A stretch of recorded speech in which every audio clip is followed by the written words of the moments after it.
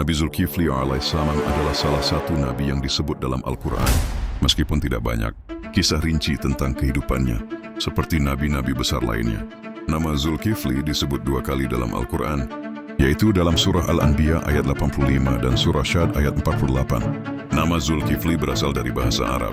Zu berarti yang memiliki, dan kifl berarti nasib atau bagian, sehingga Zulkifli bisa dimaknai sebagai yang memiliki nasib baik atau yang mendapatkan bagian. Beberapa tafsir menyebutkan bahwa Zulkifli adalah sosok yang sangat sabar, tekun dan berpegang teguh pada kebenaran. Allah Subhanahu wa Ta'ala menyebut Nabi Zulkifli sebagai orang yang sabar dan saleh dalam surah Al-Anbiya. Dan ingatlah kisah Ismail, Idris dan Zulkifli. Mereka semua termasuk orang-orang yang sabar. QS Al-Anbiya 85. Menurut sebagian besar ulama, Nabi Zulkifli hidup di zaman Nabi Ilyasa dan dianggap sebagai penerusnya dalam memimpin kaumnya. Ada pendapat bahwa beliau diangkat sebagai nabi untuk Bani Israel di daerah Syam, Suriah sekarang. Spekulasi bahwa makam Nabi Zulkifli berada di Cina, tepatnya di dekat tembok besar Cina, di kota Turpan, Provinsi Xinjiang. Klaim ini cukup mengejutkan karena selama ini banyak ulama memperkirakan Zulkifli berada di Timur Tengah, bukan di Asia Timur. Turpan atau Tulufan dalam bahasa Mandarin adalah kota oasis yang penting dalam jalur perdagangan jalur sutra kuno. Daerah ini sejak lama menjadi tempat pertemuan budaya, emas dan etnis termasuk Islam, Buddha, dan agama-agama lokal kuno. Di daerah ini terdapat sebuah situs pemakaman kuno yang dikenal oleh masyarakat lokal sebagai makam seorang nabi besar yang mereka sebut sebagai Kefel atau Zulkifli.